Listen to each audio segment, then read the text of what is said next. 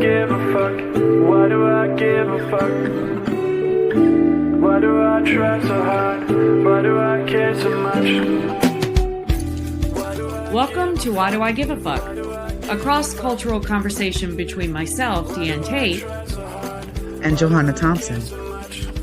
In these times of great struggle and possible shift, we ask ourselves, why do we give a fuck about any of it? How does the lens we see the world through impact what we see? And what do we do about it? What do we do about it? I don't know. What do we do about it? What do we do about it? No. There's so much to talk about. What do we do about what's going on? And today is one of those days that has like levels and layers of complexity. So I'm glad that we're able to have this conversation with each other. Yeah. It's good to see you, my friend, as always. On this Indigenous Peoples Day here in the U.S., on U.S. territory. Not officially anymore, and we'll talk about that a bit. But this is one of those benchmarks for me, I think, that like tells me who I'm talking to. If they're celebrating Indigenous Peoples Day, then I'm down with them. If they're celebrating Columbus Day, I got some side eye, I got some questions. I want to know a little bit more about that. This is more and more of those little benchmarks are showing up for me where it's pretty easy to determine who I'm talking to based on what they support. So yeah, and what their knowledge base is. And then there's also, like, as we're talking about Indigenous Peoples Day or versus Columbus Day, there is some like legislative action that is a part of the way that this new government is handling the things that the U.S. citizens have said are important for them to honor and to think about. And so we're talking about during the Biden administration, Indigenous Peoples Day was recognized as a federal holiday in 2021. And then on October 11th, Donald Trump kind of rescinded that and made Columbus Day the official day here, which then speaks to this manifest destiny understanding about U.S. territory being developed on a land where there were a significant amount of indigenous people all across North America that were genocided in the same way that we're seeing genocides happen currently in our present day. This genocide happened at the creation of U.S. territory. Yeah. This is the day that I wear. I'm gonna put my camera down a little bit so you can see the shirt that I'm wearing. Let's see it. So I wear this every year, and you can read it for the folks that might be listening. Okay, I'm happy to read it. So Columbus is a murderer, thief, rapist, pedophile, assassin, genocidal monster, serial killer. So that's really telling the true story of the impact of Columbus's journeys on his way to Asia, finding himself in the Caribbean and then landing in North America and claiming for the crown that this land as land that's available to come and destroy those who are already on it. And, when we were just about to start recording, I was reflecting that, when I was growing up in schools in North Carolina, segregated, very white dominant small town in North Carolina, I remember being taught about Columbus. I remember being taught that he was this hero, that he discovered this amazing land. And then it's interesting because I don't remember. I remember at the time we were taught they were called Indians. So that's the term I'll use, even though I know that's not a term we use now. Although there are different places where I do see indigenous folks using that term. So, but that's the term we were taught to call them, that they were Indians. And I remember hearing about and learning about in school that they were, the term the savages, and that they were this aggressive band of humans that Columbus and his colonizers had to thwart and beat and win.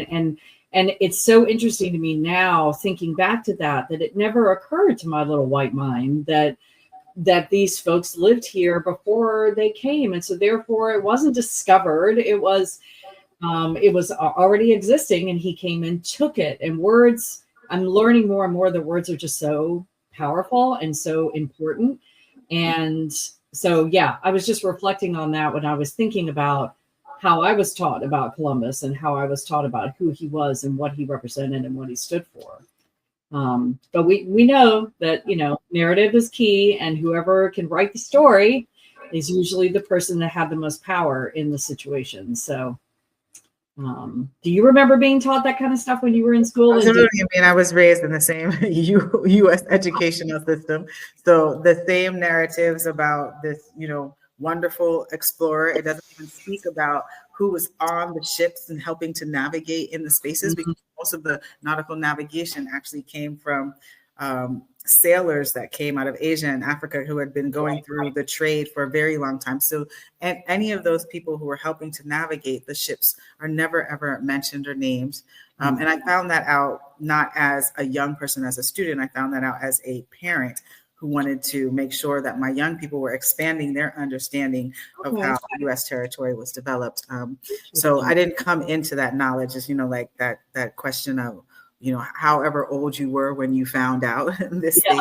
And as we're getting more access through technology to having more information and changing our positionality, like being a student versus being a parent who is really interested in making sure that their young people have a very clear understanding of the narrative storytelling that they're receiving when they were in school. Because again, I'm one of the people that for my second child, removed my second child out of the educational system in a traditional way, because I recognized the detriment and harm to my first child, and so I wanted to make sure that I didn't repeat the same mistakes twice. But there are a number of young people today, speaking about the educational system, that are not in school today. And I'm really curious as to what they were told as to the reason that they're not in school. I know that on a federal governmental level, it would be to honor Columbus Day. And I'm hoping that the conversations in the home tell a more expanded story of who existed and how they existed on this land before U.S. territory was developed out. So, yeah. And, something that's happening in the world right now on U.S. territory that I wanted to speak into on this Indigenous Peoples Day is that a typhoon, I don't know exactly how many days ago, but it was maybe within the past 5 days, a typhoon hit the western coast of Alaska, which we know is one of the 50 states in the U.S., but it's also a territory that was taken from an indigenous population, the Alaskan indigenous peoples, and the typhoon has greatly impacted.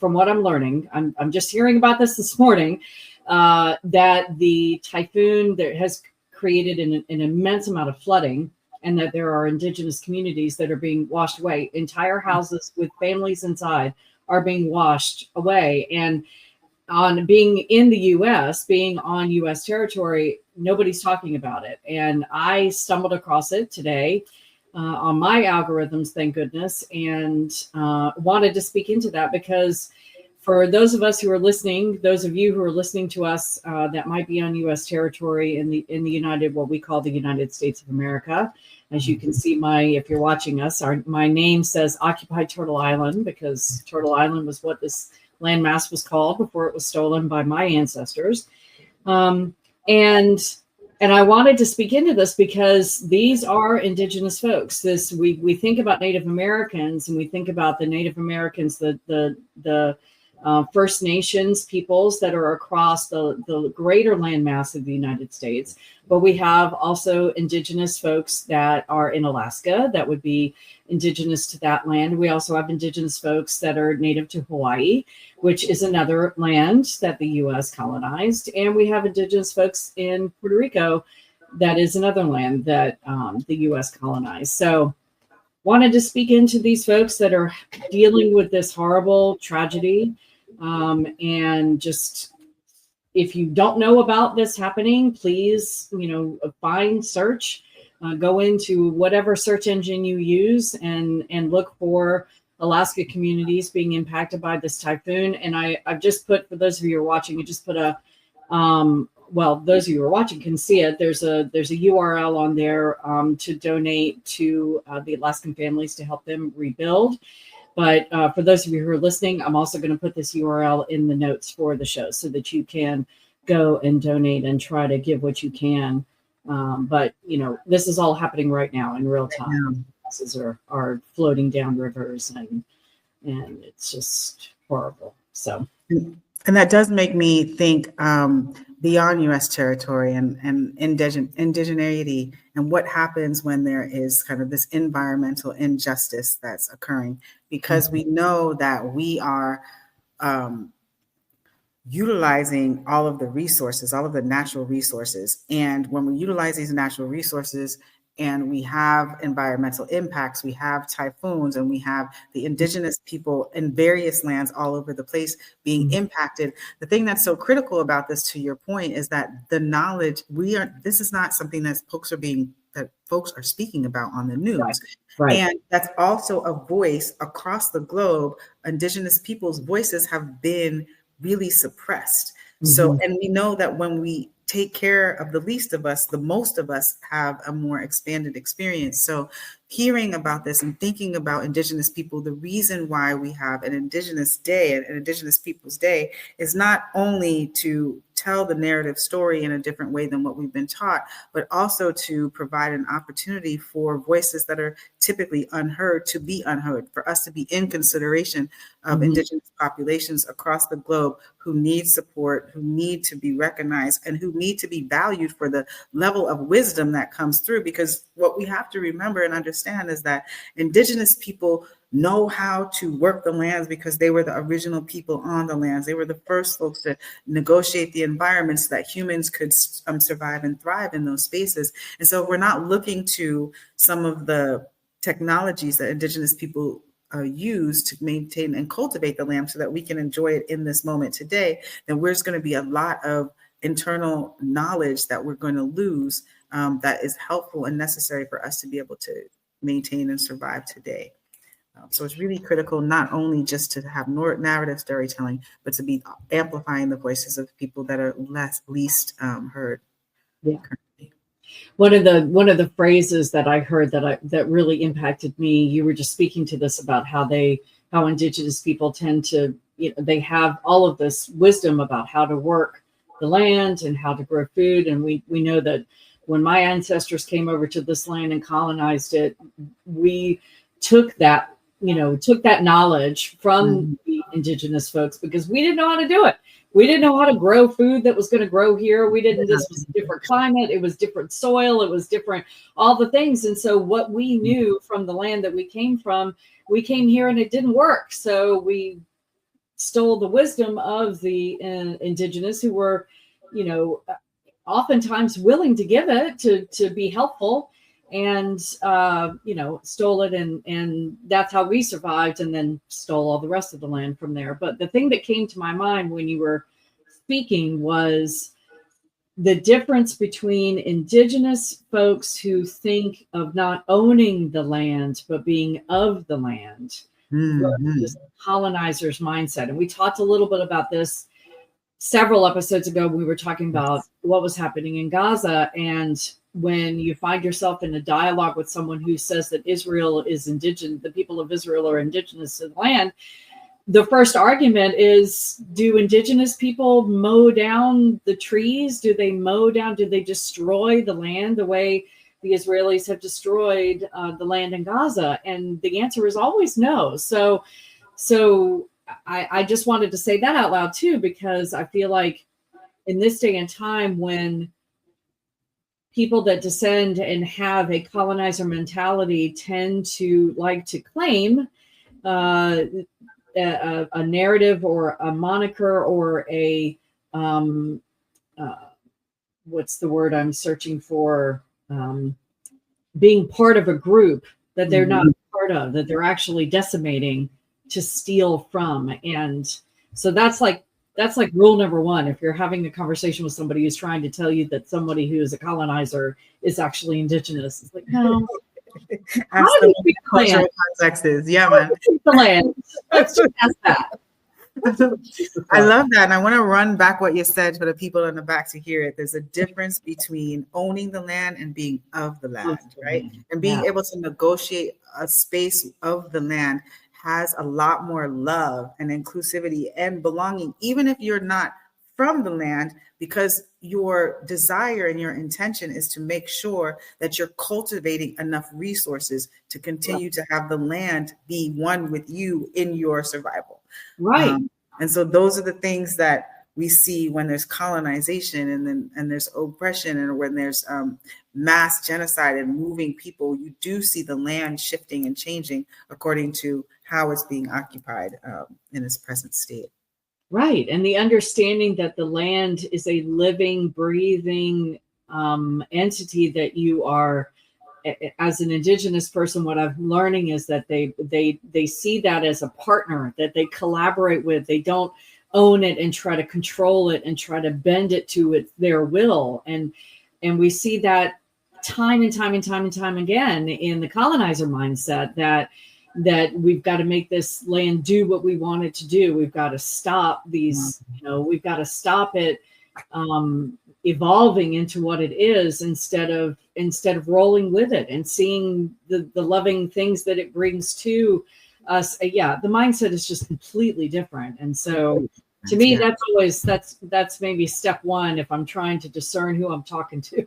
Am I talking to a colonizer or somebody who subscribes to a colonizer mindset?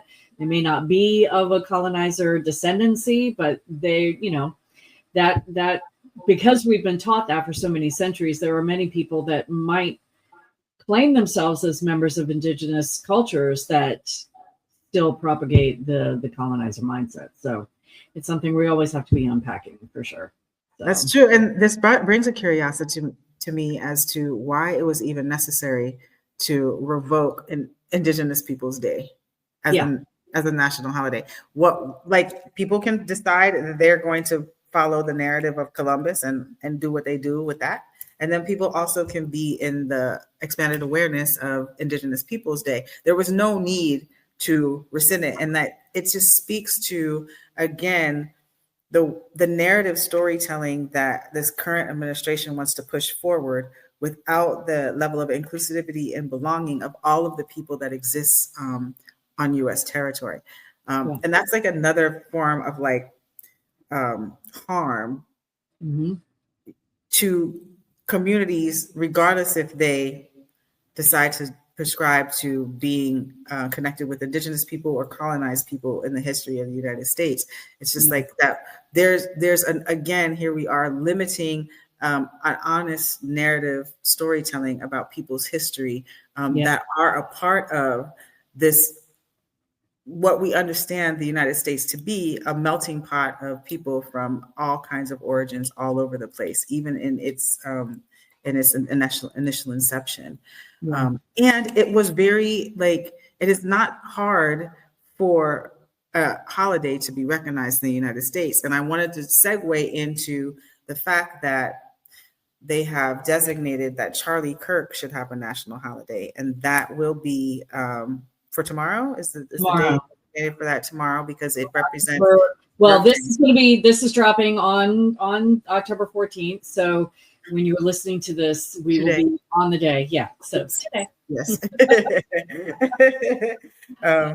Recorded today, dropping tomorrow, and there's going to be this recognition of Charlie Kirk as a national holiday. I know it took a very, very, very long time to have Indigenous Peoples Day to be recognized, and then to be revoked by the current administration, and then almost immediately within a month's time to have another person erected with a national holiday. And just to be able to see where the value of the administration is lying in this point. And I understand that Charlie Kirk's national holiday is really to motivate people to civic engagement.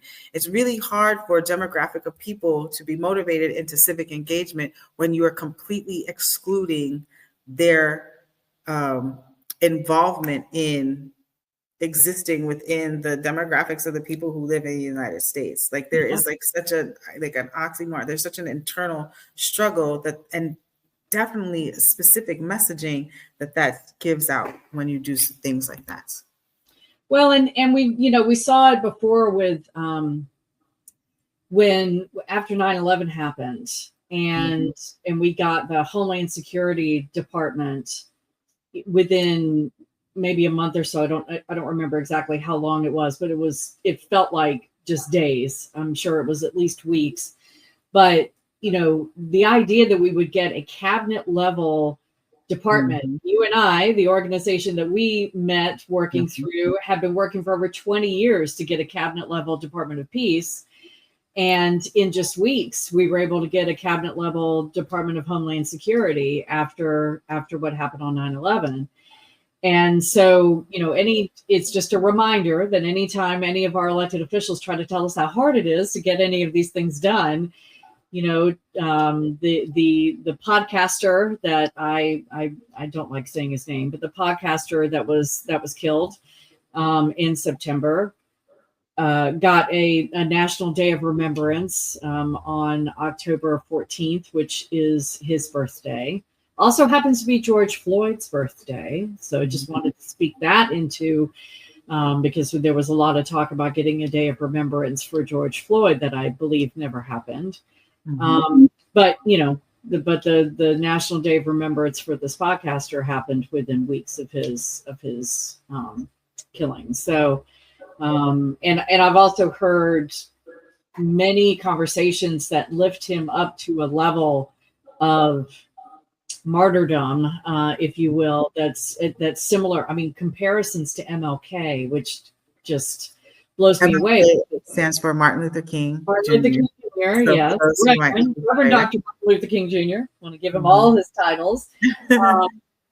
And I mean, talking about how he brought people together, and so then that it's all about it's a big propaganda machine of whitewashing the podcaster's very hate-filled and hate-mongering rhetoric that he used to spread along the airways when he was alive. And so this is what our government is working so hard to do, is to create a National Day of Memory for really just a big old hate monger. That's all he was, And as they're making that comparison between the two people is really interesting, because the messaging that came from MLK's work was much more inclusive. It wasn't about division. It wasn't about excluding people. It wasn't about not acknowledging certain social conditions that we had that were existing in the United States. Whereas this other person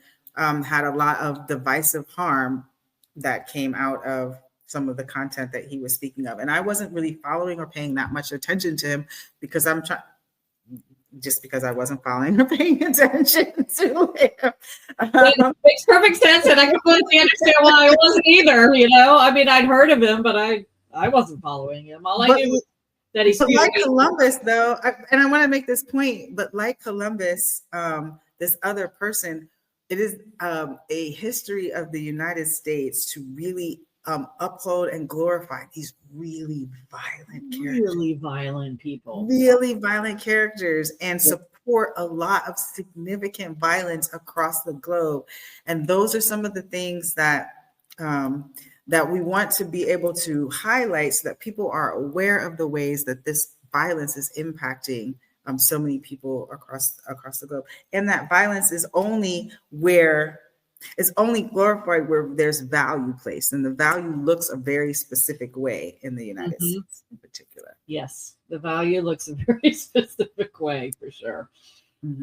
It's gosh, I mean, we think about all of the statues that were erected of all of the civil rights. I mean, not civil rights, the Civil War.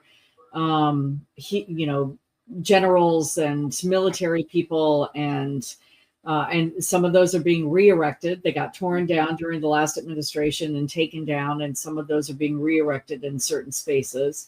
The people that the United States glorifies are often violent humans, and we think about Dr. Martin Luther King Jr., who was really quite reviled when he was killed. It's only, I mean, I've heard that the narrative and the focus of his words and how he moved through space has changed from that he was assassinated to how he is now. and how the violent the people that want to talk about hate. I mean, this podcaster was speaking into transphobic hate when he was shot. And so for anybody who wants to believe the whitewashing about how he was this this human that just only supported love, he was actually speaking into and talking about school shootings and talking about transphobic hate, not speaking into it to raise awareness, but speaking into it to perpetrate it when he was shot. So they're even trying to whitewash that and talk about how he wanted to talk about across the aisle and how he had dialogues with people he didn't agree with and all this stuff. Like, Yeah, it's true. It's the gaslighting is just so deep. and one of the things that I'm curious about is, what do we think the reason is that there is so much emphasis on glorifying these very violent narratives as we are watching the level of violence come into the United States, as we are watching this over criminalization, this over surveilling, this over militarization of United States communities, states, and that's militarized support is actually supposed to go through helping indigenous communities that have a major environmental impact and their homes are flying away. That's when we need to like call in our military and the infrastructures that our military goes if you're going to be supporting U.S. citizens on its territory. And instead, we're using that type of power and we're using that type of resource to over surveil and create fear in our communities rather than the support and the help that we need. And I'm just curious, this is like your thought process about like why is the focus on glorifying violence and utilizing our resources towards more violence against folks who are U.S. citizens? I mean, the only answer that comes to the top of my head is that this is a violent country, that the U.S. was born out of violence. It was created in violence. It was formulated and built in violence and subjugation and oppression. And they are that is the origin story of our country. And so every single piece, if I think about this country, I tend to think in pictures. I like metaphors. And so I think of this country as a tapestry, as something that, you know, if you've ever ever watched anybody weave anything on a loom, there are threads going in one direction, and then you loop threads going in and out and in and out and in and out, and it creates a pattern. It creates oftentimes a beautiful picture. But if this country is a tapestry and we think about the threads of racism and violence and hatred and domination and oppression and subjugation that this country was created off, if that is woven into every thread or in between every main thread of the tapestry is inherently flawed. It will never be, and to take the metaphor even further, you know, we like to say that the picture of this country is this beautiful picture, the God bless America and amber waves of grain, and all of the shit that we've been taught all of our lives about this country.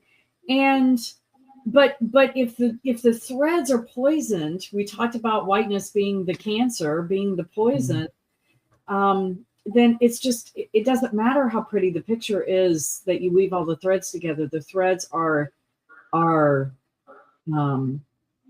they will cause the destruction of. So yeah, I think that's why we have to atone. We have to come to some sort of understanding within our own hearts. And I say we, people that look like me, not anybody that has been subjugated or oppressed by these systems all these years, but those of us who have benefited from it, but also uplifted it, have to get a clue on it and then fight for something different, and really stand 10 stones down. The ceasefire in Gaza has supposedly started. Yay that the bombs yeah, man.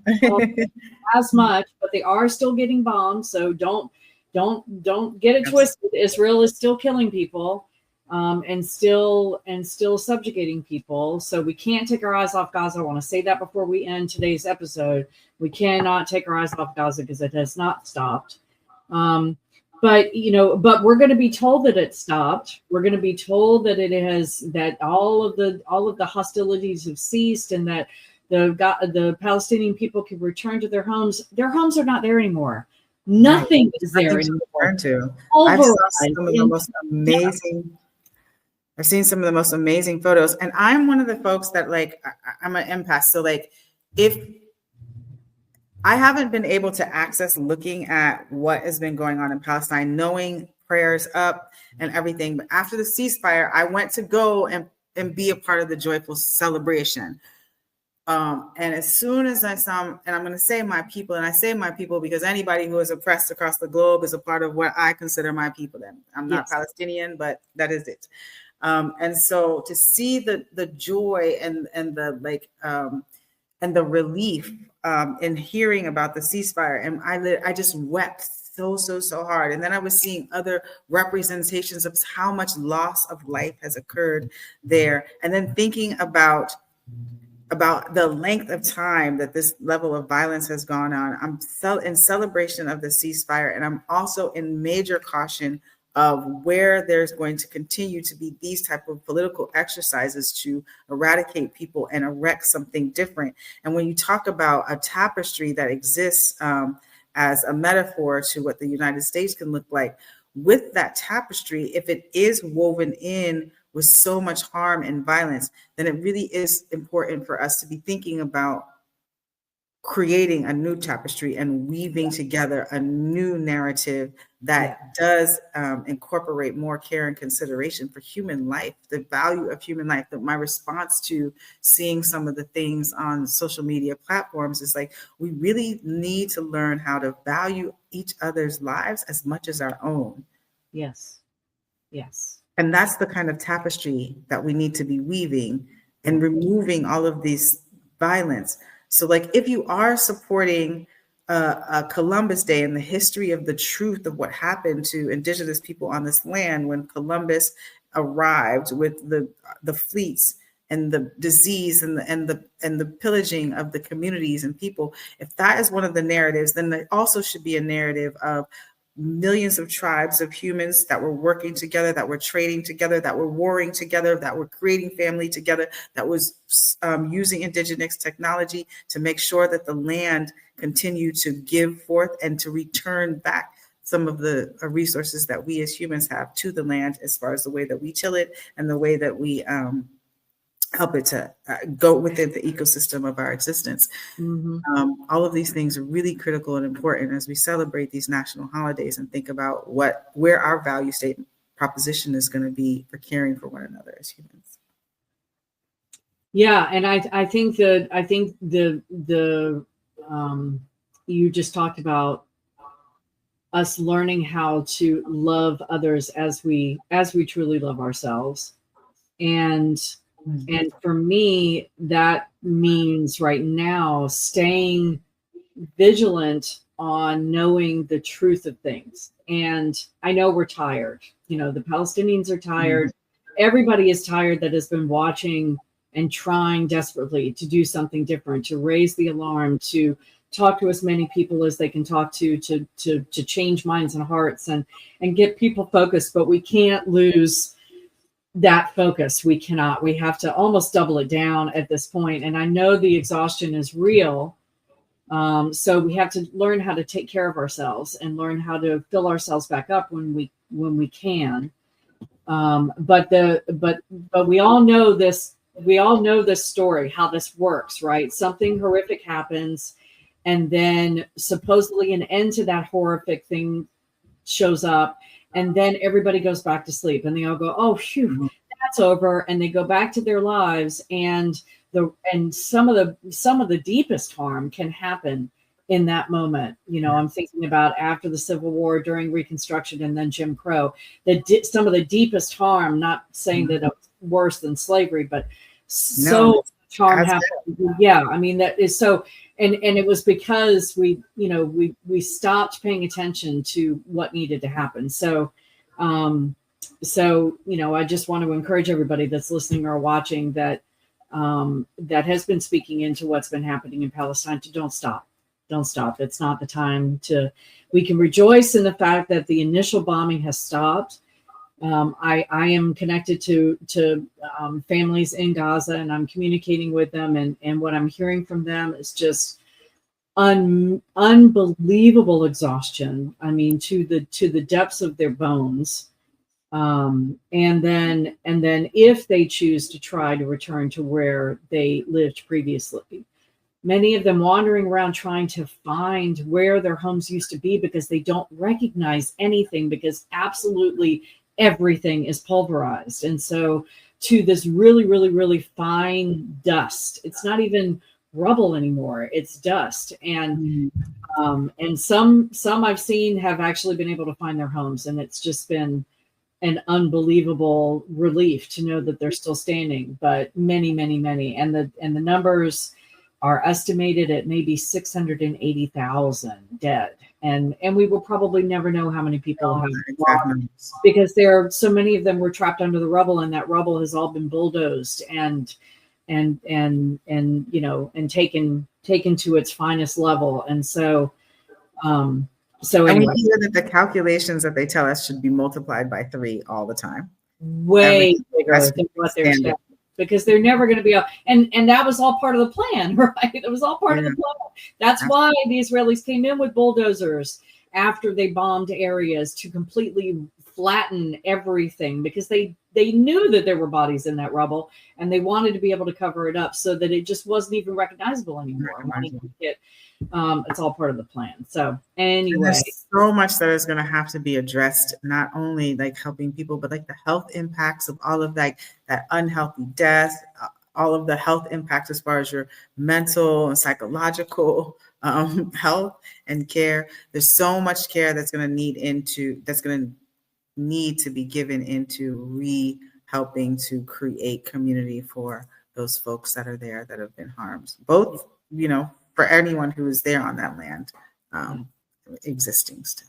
So we send love. We're glad for a ceasefire. We're glad that we have processes that help to get us into towards the direction of where we want to exist. We want the ceasefires. We want to be thinking about the infrastructure of recreating community for the folks that are on the land in Gaza.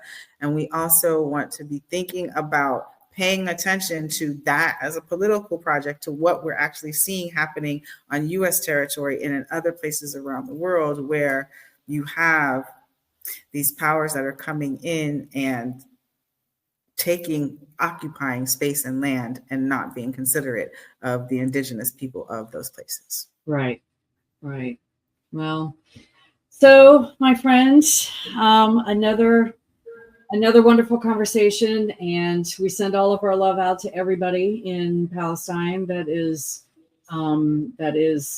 celebrating the ceasefire and being reunited with their loved ones that have been released from their hostage situation in Israel, in the Israeli prisons. And we will be back together again. So love to the indigenous folks on the U.S. territories today and all across the world.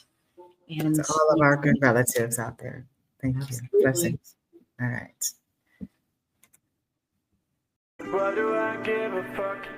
Thanks for joining us. Until next time, as you move throughout your day, continue to ask yourself, Why Do I Give a Fuck is produced in collaboration with Johanna and Deanne. Music by Norwegian musician Water. See you next time.